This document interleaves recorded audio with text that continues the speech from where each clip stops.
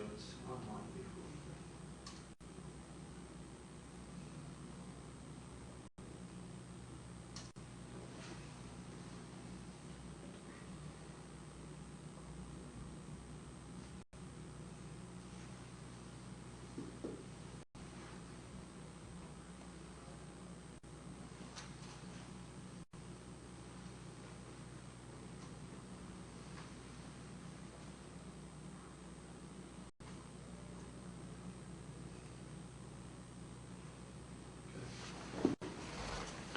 Good evening.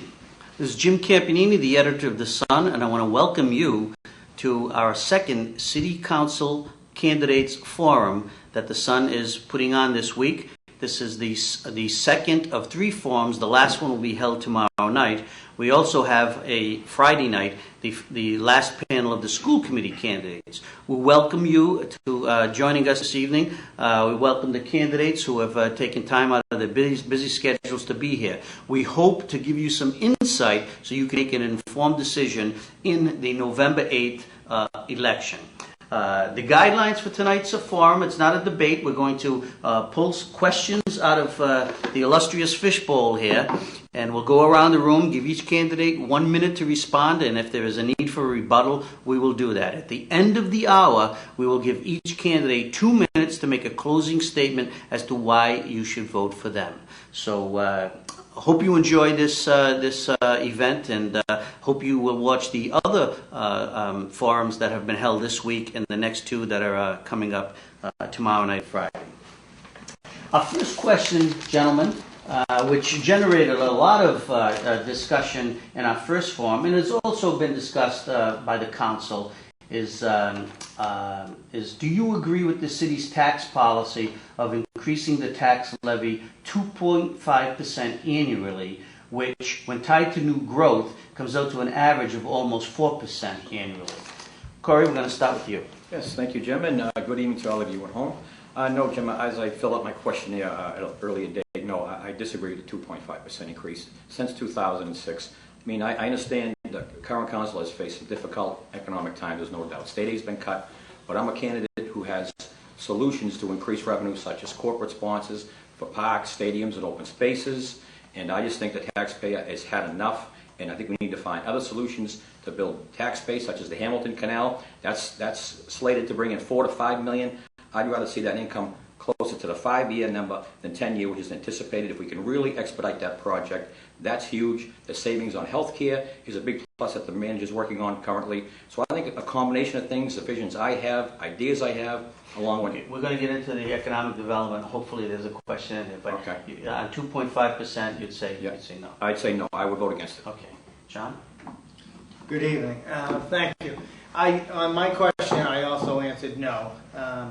But I would hope that every year when we discuss the tax rate, I hope that there's a discussion on, should it be, what would be the consequences if it were raised only 1% or 2%? Why is it 2.5%? What happens if you go up to 3%?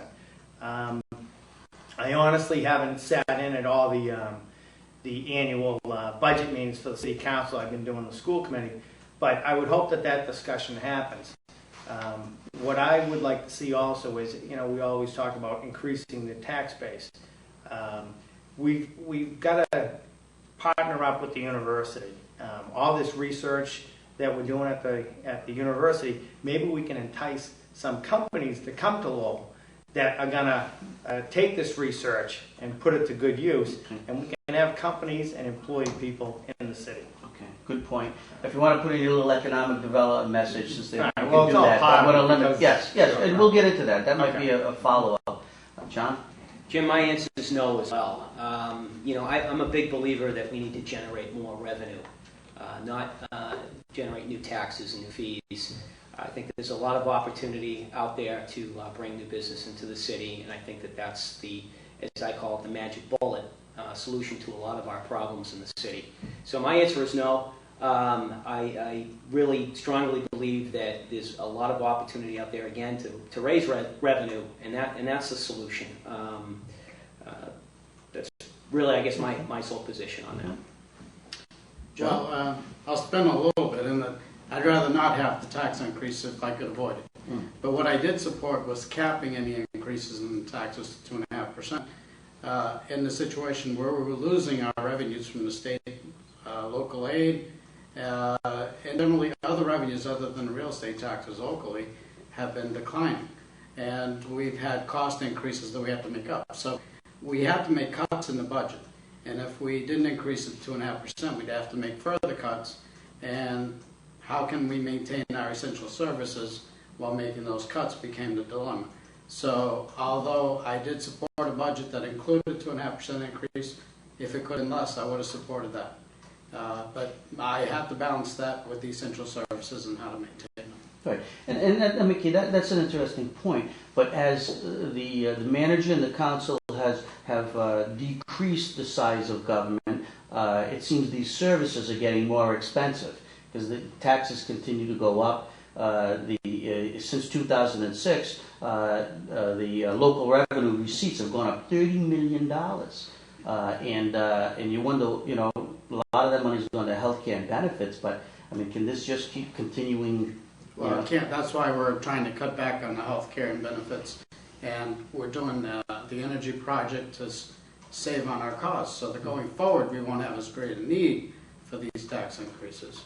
Hopefully that will help. No? Yes. I don't agree it should be an automatic increase every year of 2.5%. I have supported that in recent years, however. Because of things that Councilor Mendonca mentioned, declining state aid. I think, as we all know, Lowell is heavily dependent on state aid, and when the bottom kind of fell out of the economy in 2008, state government revenues plummeted, and our share of what we get plummeted as well. We didn't make up all of that money in local property taxes, but we did limit it at 2.5% of the growth in the overall levy. So. Even though I have supported it, I don't think it should be an automatic increase every year. I think, the real way out of this is in an expanding economy with increasing state revenue. We're going to participate in that, and we're going to see increased growth in our own tax levy from hopefully new businesses, new residential development, raising the overall tax base and producing new revenue that way.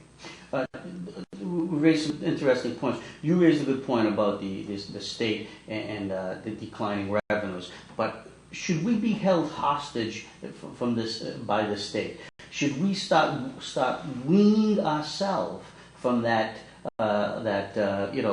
state's help? Because it seems like there are recessions, they're going to continue to come, and yet when things are going good, we accept all this money and these things. But I mean, maybe we have to plan better how we use that money so we don't get caught short. What do you think of? Well, I think generally most cities tend to be the greater beneficiaries of state aid, and I think that's because we have greater needs in cities. We have more people of low income. We have a lot more tax-exempt property, and I think all that reflects in the aid figures we get. We have people that don't speak English, multi-language issues in our school system.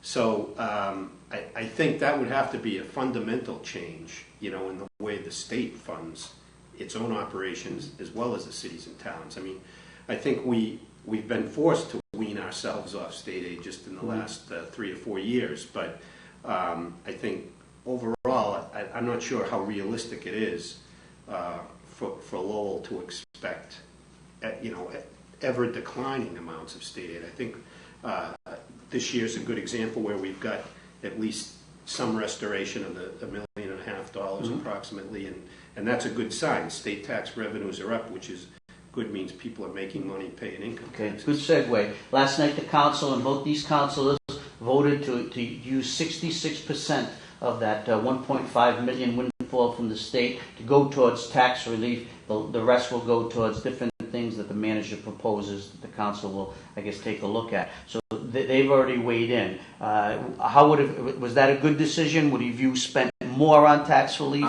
they're going to put $1 million of that 1.5 million? I understand 2/3 of it, Jim. Yes, I'm on the same page, most certainly. And no, I would have put the 1.5 million all towards the relief towards the taxpayer.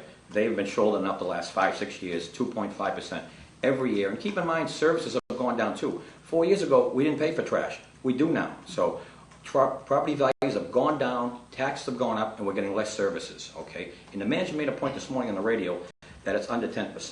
But the thing is, we're in line with the suburbs, which sounds good on paper, but we're not. The medium income in Lowell is far less than Billerica and What did he mean by 10%? What was that? What did he mean? Tax increase over the time he's been in office. Oh, I don't think that's, I challenge the manager on that. Well, that's what I'm getting He at. said Yeah. 22%. 22% over 5 years. Yeah, what? Okay, you say you more. John, what would you say on that 1.5 million? It sounds good. I wondered, did they give you any suggestions on what else the money would be spent on? Well, we obviously need to boost our reserves, and the snow and ice deficit is always underfunded. The snow and ice. I guess But the question is, sounds would you good, sure. would you put more Yeah, I than would 1 like to- million towards tax relief? Do you Yeah, I would, but I think the traffic situation in the city is really, it's crippling us right now. So I would have liked to have seen maybe if there was some relief in street repair or bridge repair or whatever first, and then sure, put the rest towards the tax burden. John? Jim, I've been walking on and knocking on doors since April 15th, and the one issue that is consistent across the board is that people have had enough of property tax increases. They haven't received a raise in years is often the message, or they're laid off, or they're retired and their income is increasing. I think it's, part of that obviously is the economy, but I would have been an advocate for using all of the money, with the exception of possibly a small amount, maybe $100,000 set aside for hiring a new business development representative that can market the city outside the city, or use some of those dollars to market the city in other ways to showcase Lowell, so we can be a beneficiary of new economic growth, new economic development. All right, all of you have made some pretty good points, so I'm going to exercise my authority as the moderator to bring into this economic development question. We talked about raising revenues outside of through taxes. How best can that be accomplished, and what is the role of a city councilor in economic development? Does a city council really have a role in doing that? How can they shape economic development? So basically, since Corey got the first question, John, let's go to you. How can we generate more tax revenues, and what can a city councilor hopefully do to help that? I think the role of the city council is to, as a council, work together and get the message to the city manager. So recently we've been talking about a pilot program, payment in lieu of taxes. You could have a great debate on that, but let's maybe try to partner up with the university. And they're building 2, maybe 3 new buildings over there. They're going to have the nanotechnology. Are there companies that could come to Lowell and employ people and start paying create a bigger tax base for us? I mean, maybe that's the way to start exploring it. Are we as big a city as Boston, or to demand these payment in lieu of taxes? I don't know. I mean, we can throw that question around all day. So I think it would be better to work with the university and say, look, we're changing. You're taking over more space. You need to partner up with us.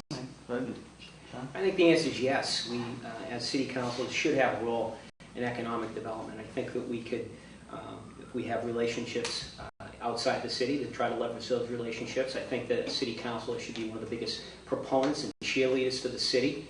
I think that the other part of the role in economic development relative to a city councilor is holding the city manager accountable to the standards of understanding how many businesses are actually in the city, how many new businesses are projected to come into the city, how many businesses have left the city. So it's something I think that we need to work on every single day, but as far as the city council is concerned, something we need to ask questions every single week.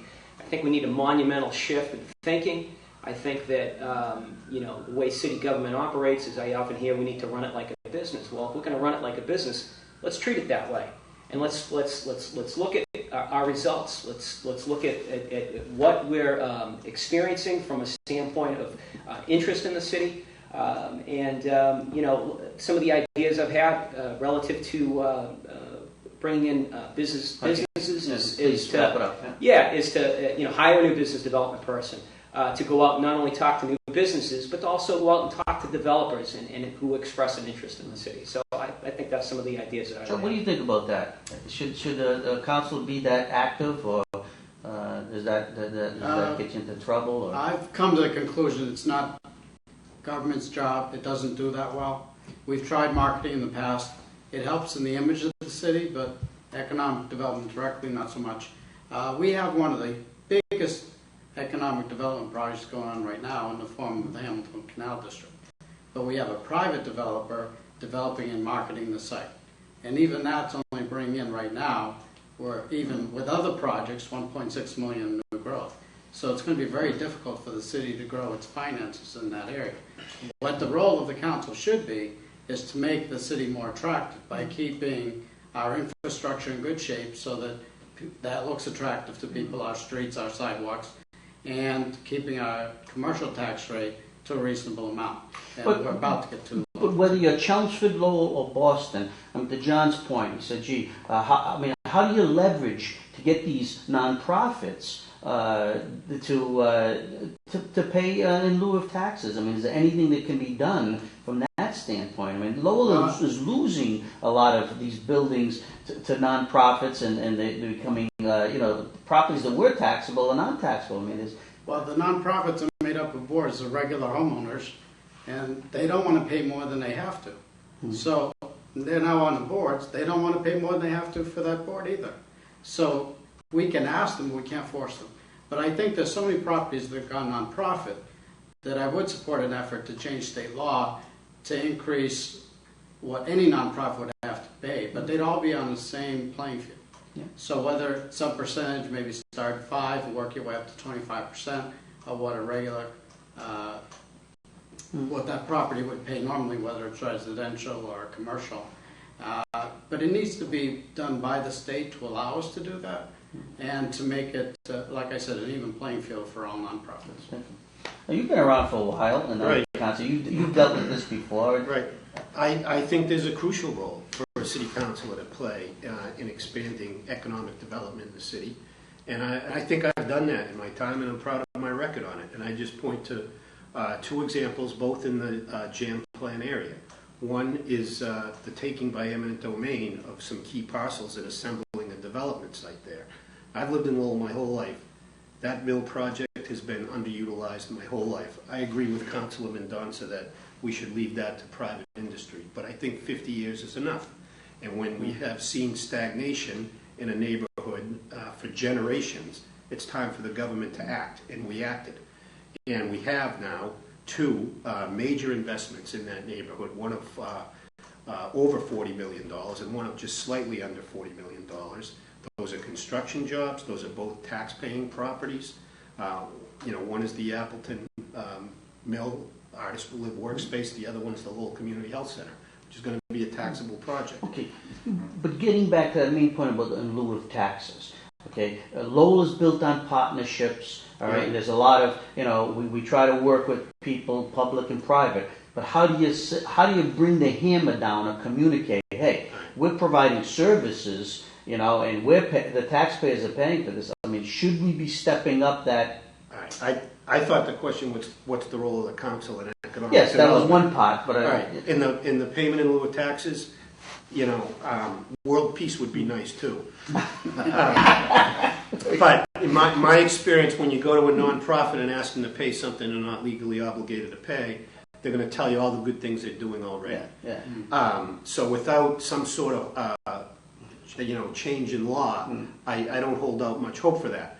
I would say, and back to our earlier question, why does Lowell get so much more money in state aid than a suburban community? It's because of things like that, because of all the tax exempt property we have. So, I'm in favor of going to nonprofits and trying to leverage as much payment in lieu of taxes as we can.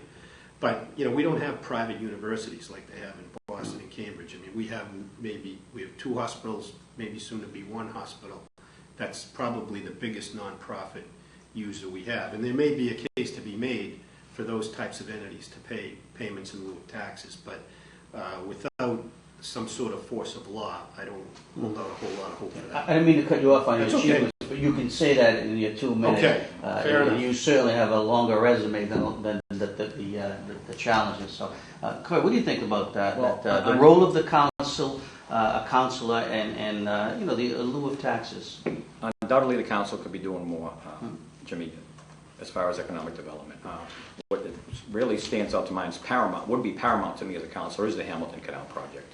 Slated, we're already taking about $1 million in that project. We got another 3 to 4 to 5 waiting in the wings. So we need to expedite that project. I can't stress enough how important it is to the city. Regarding the pilots, yes, we need to actively pursue that, but we're going to need some state help too, as Billy stated. So we can work with the delegation there, because the first one that comes to mind is university, and they're doing a lot of great things, like John stated. The 2 new buildings are already on university property, so we're not getting taxes on that anyway, so that's a good thing. But take the former Doubletree Hotel, a couple $100,000 a year to the city. It's now off the tax roll. Now that building is a money-making facility. It's a hotel. It's a function hall. That should be paying taxes in my mind. I'm sorry. I mean, I want to partner with the university. I want to see them thrive. I want to work with them absolutely. But As a business owner, has that affected your business? No. There's a great perception out there with the university growing in downtown. I'm down there, and when it comes to downtown, Jimmy, I know more than most, okay? And the university students aren't really doing it. They're encased. They don't even touch pavement, okay? They're morning, lunch, and dinner are all in the building. They're shuttled to their north and south campuses or whatnot. They really seldomly even touch downtown pavement, and I'm sorry to report that. So we need to get them more involved. It's not the ultimate solution we think it is. So I'm looking in other areas to increase revenue as well. Very good. All right, we're going to go into the fish bowl, okay? Now, let's go to a nice controversial question, will you? And the winner is, how has the city council provided oversight of city government, specifically the city clerk's office and the auditor's office, which fall under its purview? We're going to start with you, John, since you're next in line. Yeah. Well, I think, obviously there's some questions there.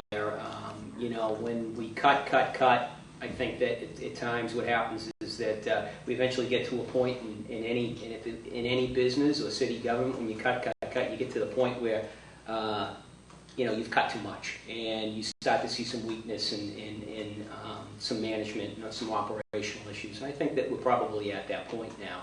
Whereas, I keep saying the magic bullet is economic development and generating revenue. I think that that's the cure for almost any of our ills in city government. So I think that, the oversight, is the city councilor expected to be there every day looking over every single thing? No, that's the job of the administration. So I think that we're starting to experience some of the repercussions of the economy. I think that's a contributing factor, and I think we have to look at ways of pulling ourselves up by the bootstraps and doing what the people in the city will expect of us. Sure. Now you're a councillor, and you're already in that oversight role. So could it be better? Could it be that you think it is better? Well, now in hindsight, we can see that we can improve our oversight. We need to.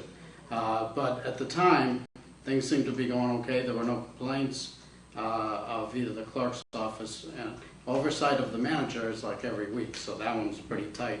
The clerk and the auditor, we probably can do more there, but we had at the time a trust in the leadership of each of those offices, and not having any complaints, we assumed everything was running okay. Now we're hearing that's not the case.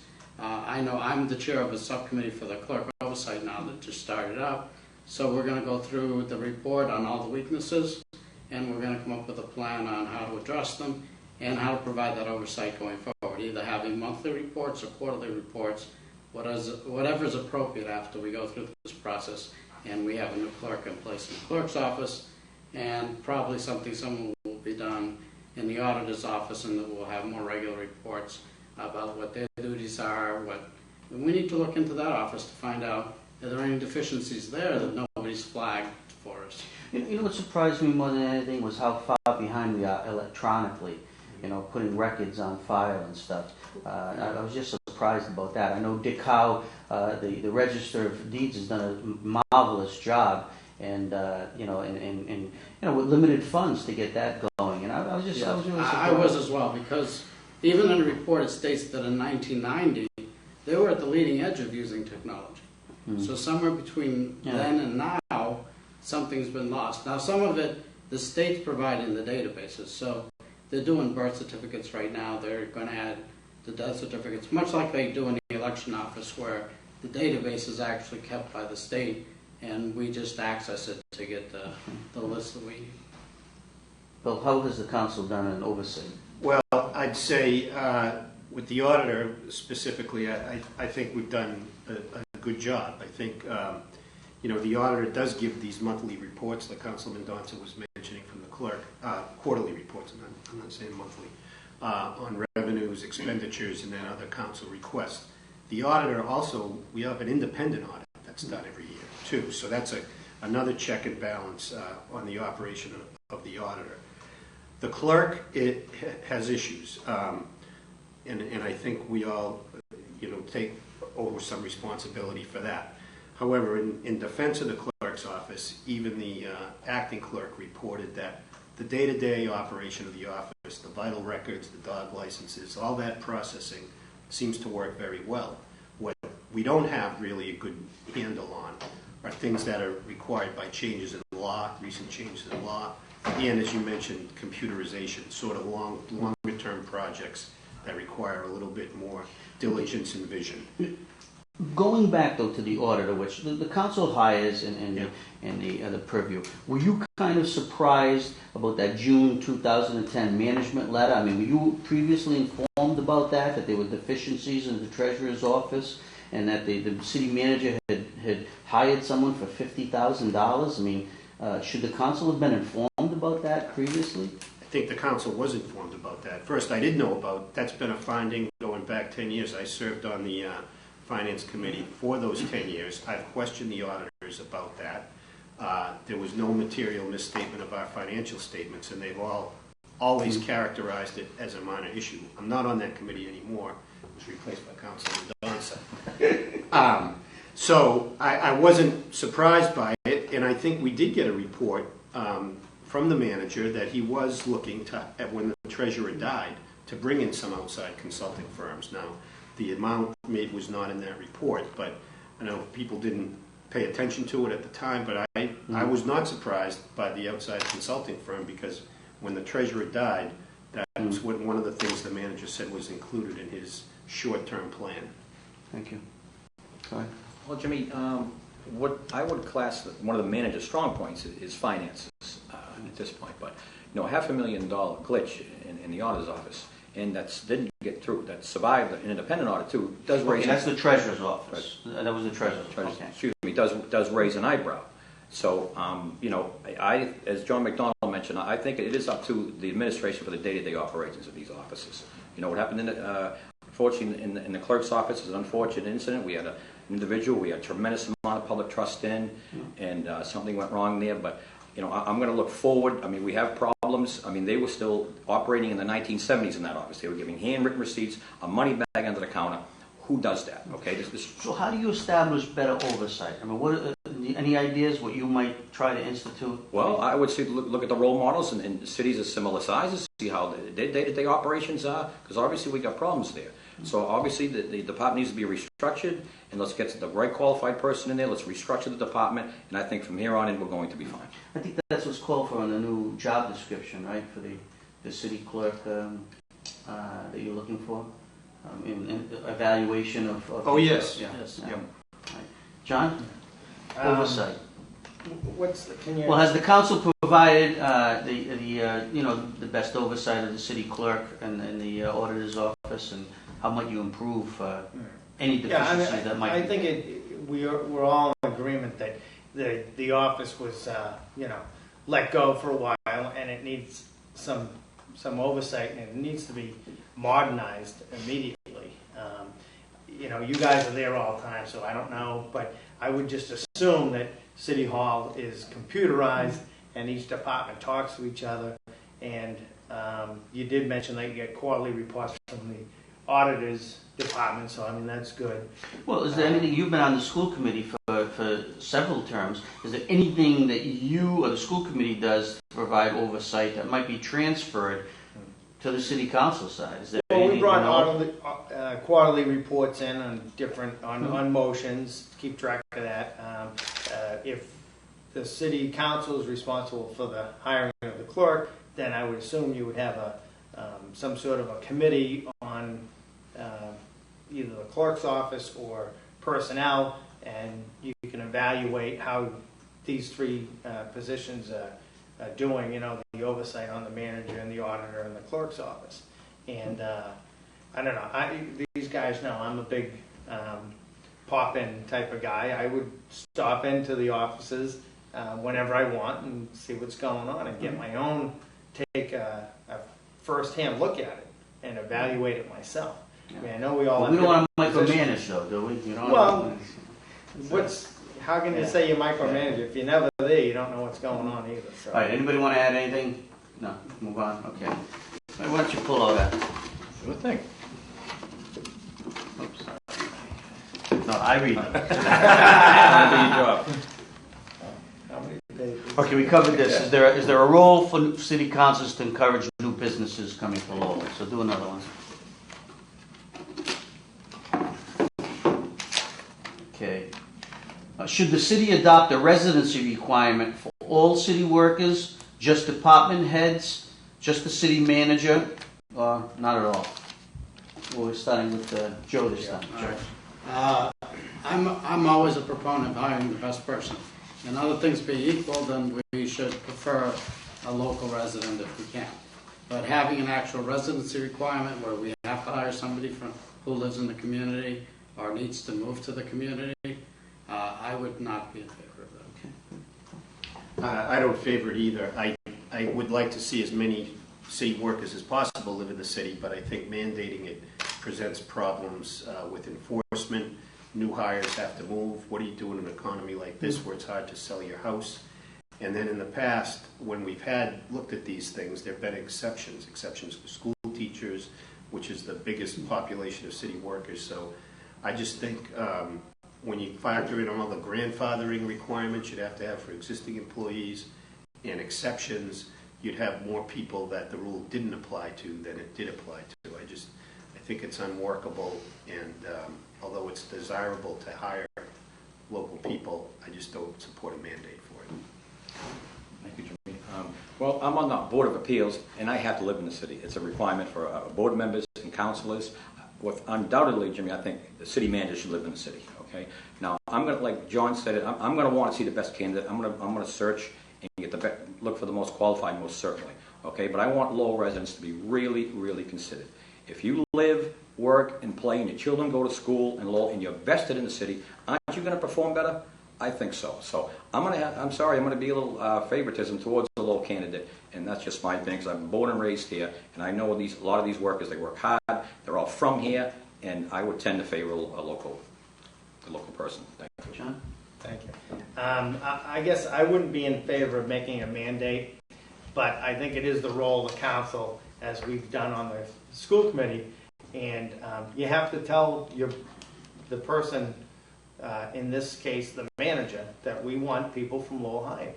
And I think it's as simple as that, because you're going to bring a bigger sense of pride to the city if you live here. So maybe we should look for the top three positions to live in the city. Maybe that should be the requirement: the manager, the superintendent, and the police chief, and the fire chief. Maybe go as far as that.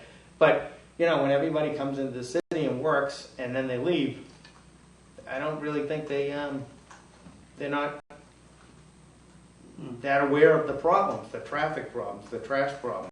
How you're going to get a sense of the community, and the only way to do that is to live here. John? I think it's worthy of exploration. I think you would have to, obviously, like Bill said, you'd have to grandfather the people that are already here. You certainly wouldn't want to be in a position where you let people go who already have a job here. But I think, grandfathering the people that are here, but if you made it a condition of employment for future employees, you attract the best wherever they are. But you say, within 3 years, you have to move to the city. I think that it's something maybe you could do on a trial basis. I do think it's important to have a vested interest in the city, people who are here, who have city jobs, that they have a vested interest in Lowell. And I I do think it should be something we should explore. I don't know the best way, I don't know the best answer, but it's worthy of exploration. Anybody want to add anything to that? Well, right now we have 100 applications for the clerk's office. There's no residency requirement. I'm just wondering if we did, how many applications would we actually have? Could it be less than 20 versus over 100? So that's my concern, is that by having a residency requirement, we really limit the pool of talent that we can look at for possible hires. I think for some jobs in the city, we really don't have to have a nationwide search. There's some positions that could be, you can pick a local person. What is it? The four that you mentioned, not manager, superintendent, police chief, fire chief, were all for 4. Yes. Right. Yeah. Yes, that shouldn't be that way. Yeah. Well, I'm not going. This is your debate. I'm not going to weigh in. But is there any way to incentivize? Okay. I mean, we are a destination city. So who are we making a destination city for? If not to attract new people to come in here, see the good things that are happening in Lowell, and live in the city. I mean, I had written a column years ago about maybe to get those young teachers and firefighters who come in, we give them a $2,500 tax break if they buy a house, and if they stay here for 5 years, they can they keep that tax break. If they leave beforehand, they got to pay it back to the city. I don't know. It's small dollars, but I think if Lowell were to be a model city to create something like that, you'll get on the front page of the New York Times besides the Sun. So I don't know if there's any creativity could be done. I mean, okay, I've given you a plug for the April and Christmas program and the housing. Two for low. I'm sorry. Yeah, that's I'm right. sorry. That's exactly what and you I don't want to described. give you, I don't want. I'm sorry. I don't want to give you more credit than.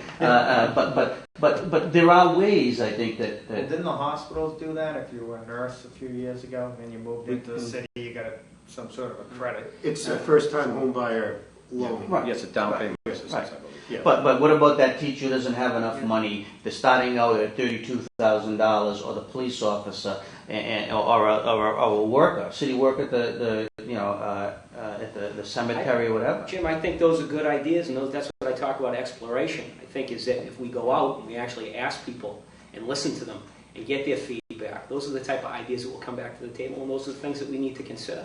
So I think that's a good idea. When I worked for a former employer, and they had a tuition reimbursement program, whereas they would pay for your tuition, but you had to stay with the company for a certain amount of time. If you didn't, you had to pay the tuition back. Same thing could be applied with employment. I think I think that's a great idea. And you're not going to get a better price in the surrounding communities. Lowell has the best prices for the housing. Well, we covered that. Let's get on another question here.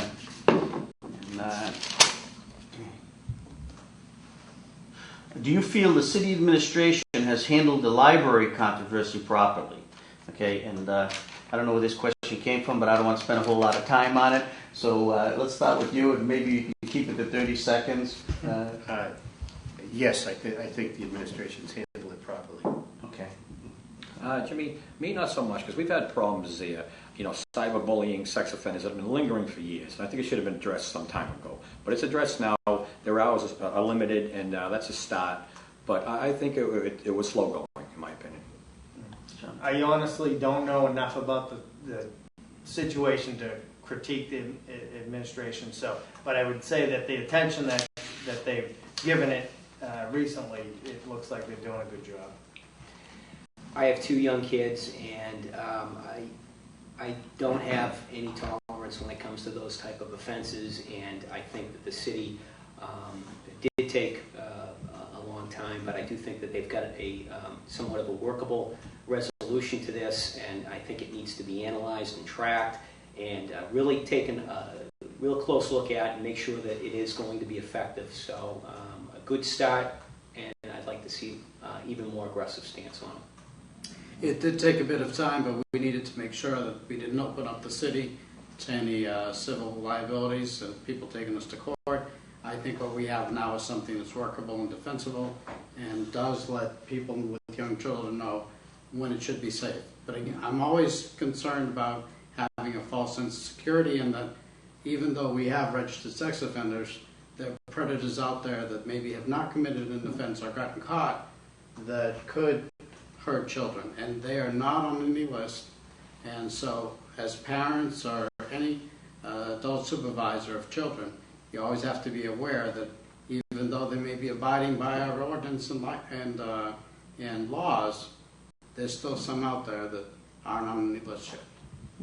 The just watching that process, the city solicitor gives an opinion. It's an opinion, okay, and it doesn't necessarily mean it's right or wrong. Today, the city of Attleboro passed one of the most restrictive laws against level 3 sex offenders. Acton had it on their town meeting Tuesday night. I believe they passed it. And Shirley has one that's even more restrictive than the city of Lowell, the town of Shirley.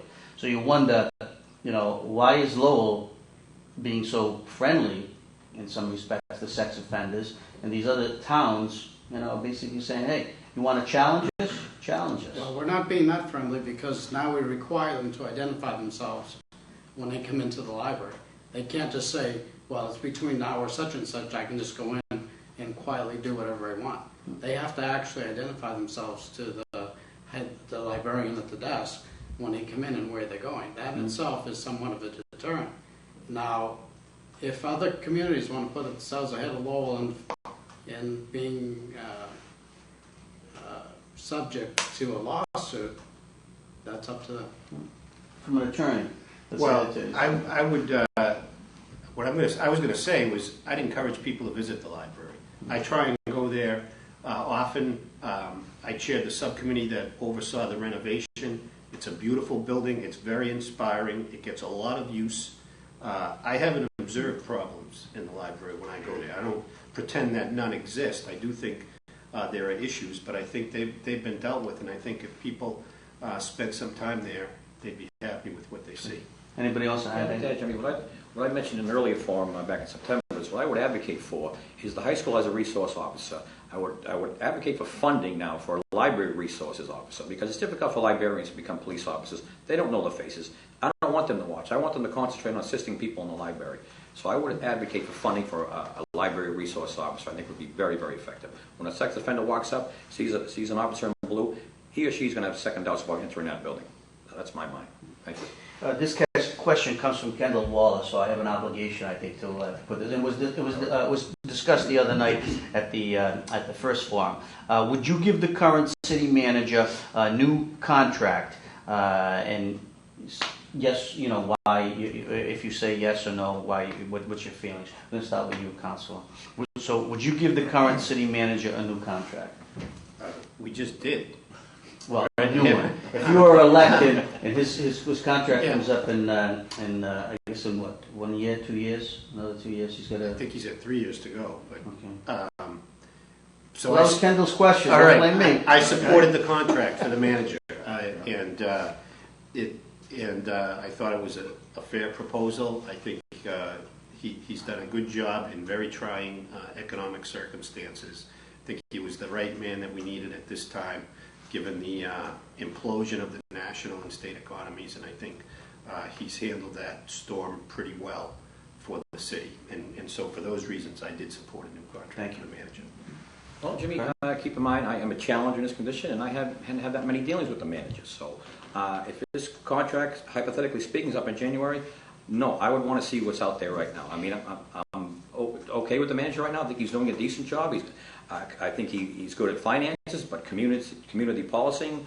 One thing I was rather upset with when local money was taken out of local banks and given to Boston banks. I was very, and they were upset over it. And because I know what these local banks do locally in the community, and I was very against that, and I was not pleased. So, I guess a better question, but we're going to say the same thing. But and we'll come back to you, Bill, when you come around. Has a contract been good in the light of the plain form of government we have to have a contract for the city manager? No, they're relatively new. I disagree. If I were to give a contract, it'd be a year or two at best. No, I'm not overly in favor of contracts. For me, I'm not. John? Yeah, I'm not a big fan of contract for that position. I think that you're evaluated weekly and monthly, and I'm not saying that anybody needs to go, but this was a new idea, I think, that the new city manager brought in, having a contract. I don't think anybody else had one before. It had only been tried once before with Jim Campbell, but that was a while ago. So, I mean, in my world, I'm self-employed. Bill is. If you do your job, there's no problem. So, You know, most of us, I mean, with the exception of our self-employed people, are tenants, are employees at will. And, you know, Corey had mentioned and said that, you know, he wouldn't be in favor of any contracts. I mean, that's something that we, you know, might want to take a look at. You know, is whether, looking at the current city manager, I think you have to look at, you know, I'd have to be more versed in what the objectives and goals and criteria involved would be, and what his particular contract was, whether or not I could give you an educated opinion on whether or not he's fulfilling those obligations. But on face, you know, on the financial side, it seems like he's done a good job. I think it's worthy of exploration, like Corey said, as far as whether or not we move forward with a new contract at all, whether or not that new city manager or a current city manager should have a contract. I think that's something that's a sidebar discussion and should be explored. John? I actually voted against the contract, not because I didn't think the manager was doing a good job, but I just feel that every council should have an opportunity to weigh in on the manager's performance, or whoever it is that has a contract. So I voted against it mainly because I felt it was too long. Anything that goes beyond the length of the next term of a council or whatever board it is that's overseeing the position is too long. I don't mind giving them some security, job security, a year or two out, but beyond that, I think we need an evaluation, we need the leverage. So that was my main reason for voting against that contract. You know, you asked, is it a good thing or a bad thing for the taxpayer? I think the crucial point is the severance period, you know, where the notice where you have to give to terminate the contract, which in this case is 4 months. It's about as small as I've ever seen. So I don't think it's a bad deal for the taxpayer at all. I think in the normal course of things, if you were going to move on to a new manager, you'd take that long anyway. So we did need to offer the contract to get the manager in. I think we gave him an extension because we thought he was doing a good job. But, you know, in the event things don't work out, I don't think it's a burdensome deal for the taxpayer. We're not talking about something with 12 months or 18 months notice that he'd be entitled to pay if we had to leave. You're a student of Plan E, and take out, you know, all the personalities, the current city managers, any city manager. Has the contract, in your view, okay, diminished some of the authority do you think that the city council has, or has it aided it, or everything just stays the same, it's status quo? You still... I don't see that it's a significant difference. I think, you know, the council would need, one of the change managers would need to make the case why you're going to do that. I think you'd need to do that anyway. Okay. So. Anybody want to add anything last that? We'll move on. Okay, good. Excuse me. What are the two biggest issues facing the city council in government over the next 2 years, and how would you tackle them? This is probably the last question we'll get to before we get to closing statements. So, what are the two biggest issues facing the city council in government over the next 2 years, and how would you tackle them? Corey, we're back to you. Okay, Jimmy, thank you. Undoubtedly, number A1 is the curbing of property taxes, Jimmy. And that involves a collaborative effort of a few different things, which the manager is doing a good job on a couple of these items currently. And that's healthcare costs and economic development, meaning the Hamilton Canal project slated to bring in, you know, $4 to $5 million. And what I propose as a councilor, getting corporate sponsors for stadiums, parks, and open spaces, which could translate to hundreds of thousands of dollars per year to ease some of the burden of the taxpayer. So that's taxpayers paramount in my mind because I work for them. And second is economic development, getting in businesses, new light industrial technology, somehow to attract them. I don't have the perfect answer right now. The economy is rebounding, so we need to get in the front lines as the economy turns around. So we need to work with, as John stated, the university in that regard is attracting businesses here, jobs, and that's my two mission as a councilor. Thank you. John? Yeah, first of all, the tax issue, the burden on the residents. That's a strong message that everybody's been giving us as we go around for re-election and for the election season. And again, we have to partner up and work collaboratively with everybody and try to come up with a good solution to take that burden off the taxpayer. And I think the second issue is community. Joe mentioned earlier, if we can work on our infrastructure, the neighborhoods, the downtown, we need to attract people we want people to want to come to Lowell. And then that's going to flourish, and that's going to make the city prosper. Give you three: public safety, economic development, and taxes. And I think that the cure-all for all of these issues is economic development, bringing new businesses into the city, generating